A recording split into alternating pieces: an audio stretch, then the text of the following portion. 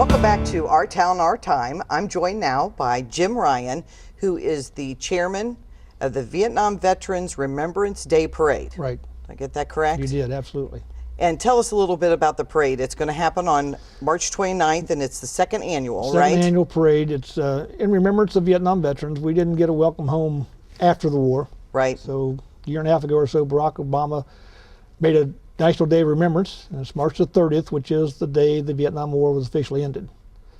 And that was a long time coming. A long time coming, but better late, in my opinion, better late than never. That's right. Some people don't feel that way. They think, hey, it's too late now, but It's never too late. most of us think, hey, better late than never. Right. So anyway, the parade's Saturday, March 29th. The parade starts at 10 a.m., but we're going to start forming at the old south parking lot of the old Mercy Hospital on Fountain Avenue, about Okay. 8:30, 9 o'clock in the morning. And it's open to any Vietnam veteran that wants to be in it, or any veteran as far as that goes, and any service organization, DAV, VFWs, MOPH, Military of the Purple Heart, that want to participate. If they're going to have a vehicle, it'd be nice if they contact myself or Connie Kendall. Sure, and let you know ahead of time. Yeah, so we can kind of have a roster set up of what we're going to have as far as Right. the procession, who's going to be where. We've got a color guard coming out of London. The Vietnam Veterans of America are going to be our color guard. And we'll have all the service flags in the parade. And we have a large contingent of Vietnam veterans who walk the parade. It's not very far. Right. And then I know that Fred Main will bring his mock-up Vietnam Wall that he always has in the Memorial Day parade. That'll be in our parade. The VFW 1031 will have a couple of vans there. The Purple Heart will have their float there to transport veterans who aren't able to make the walk but want to be in the parade. Good. We have transportation to get them down to the ceremony and back to the hospital after it's over. Okay. And you have a wreath throwing ceremony at the bridge to commemorate those who made the ultimate sacrifice during the war. There'll be a brief prayer, the 21 gun salute, and the playing of taps. Then I'll move on down into the amphitheater in the Veterans Park.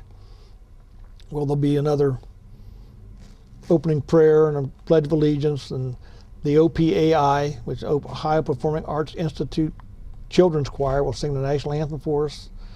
And then we'll have some brief speakers.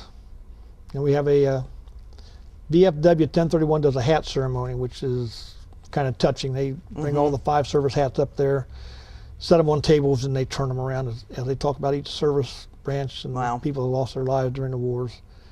And then we'll have another choir's going to sing, I think, God Bless America. And we have another 21 gun salute and the playing of taps, and that's pretty much the end of the. Well, what a nice ceremony, though. It's kind of short. It's very nice. It was well attended last year, and hopefully, be better attended this year. A lot of people, I didn't know about it. Okay? What's your contact information if somebody did have a vehicle or they wanted to get a ride there or something? They can call me at 937-399-8985. That's my home number. Okay. And there's an answering machine, so if I'm not there, they can leave a message about it. Right.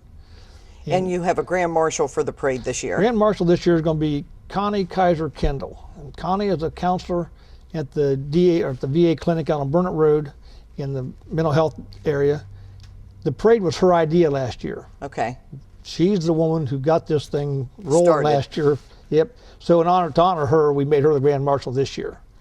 The veterans have taken the parade over as far as organize it. Connie's still a part of that committee, but she works full time. The rest of us are retired, so we said we need to do this. And but we've kept her in the loop and made her the Grand Marshal this year to thank her for doing it. Without Absolutely, because how wonderful. Without her, there'd been no parade. That was her idea. And it's all volunteer. Yep, it's all volunteer. There's you don't request sponsorships or anything like that, but you certainly would take donations, right? Yep. Oh yes. If anybody wants to make a donation, we've always got our hand out. Sure. But the city's worked with us well on this. The city engineering department, the police, the sheriff's department. I mean, anybody we've talked to said, hey, whatever I need to do, whatever I can do for you. Right. They've been supportive. Oh, very much so. Last year they wanted to bring the wreath back that they threw in the river last year, the creek. The fire department tied a rope to it, and they brought it back out. Oh, how nice. Because they wanted to. DFW is going to use that for something they're doing at their post, and they wanted to have that wreath back that year. But and Roger Tackett is going to throw the wreath this year. We thought that would be a touching. That is very fitting. Yeah, we thought so. With his and his many years in public office, and the fact that he's still wheelchair bound due to his injuries in Vietnam. Right. That he'd be a good choice to do that. So. Well, I think here in Clark County we have a lot of resources for our veterans that go unused, don't we?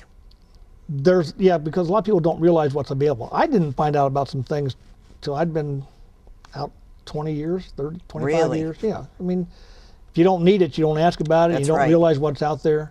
But if you have any questions, you can go down to the Clark County Veteran Service Office on Center Street, and they're open 5 days a week Right. to help veterans. That's their job. And they can guide you wherever you need to be. Absolutely, absolutely. They do a good job. Good. And So tell us again what time the parade is. parade's at 10 o'clock, March 29th, Saturday. Okay. Start forming between 8:30 and 9 in the south parking lot of the old Mercy Hospital. And then on you'll go Fountain straight down Fountain to the bridge. Avenue. Quick stop there. The ceremony. That ceremony doesn't take 5-10 minutes. Get on into the park for the real ceremony. Right. And you'll have a few chairs set up, some chairs set Well, up, a few right? chairs set up. If you want to be sure of having a seat, you might want to bring your own, just like people do for the Summer Arts Festival. Right. That's an option if you want to do it. It's going to be open. We'll have plenty of room. There'll be plenty of parking. If the ground is wet, we're allowed to park on both sides of Cliff Park Drive, Oh, nice. as long as we leave the center lane open in case there's an emergency Somebody vehicle. needs to get through. But other than that, the police has told us we can park on both sides.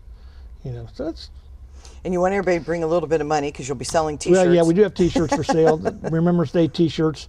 So Well, Jim, I really appreciate you coming down and being on the show, and we'll get the word out to everybody, and hopefully the attendance will double this year and double every year after. we hope, and I thank you for having us down here. We appreciate the, Oh, the absolutely. assistance in trying to get the word out to the community and Yeah. to our veterans. Anything we can do to help, we're glad to do it. Thank you a lot, Michelle. Appreciate it. Sure. And we'll be right back with more Our Town, Our Time on WWRD TV in just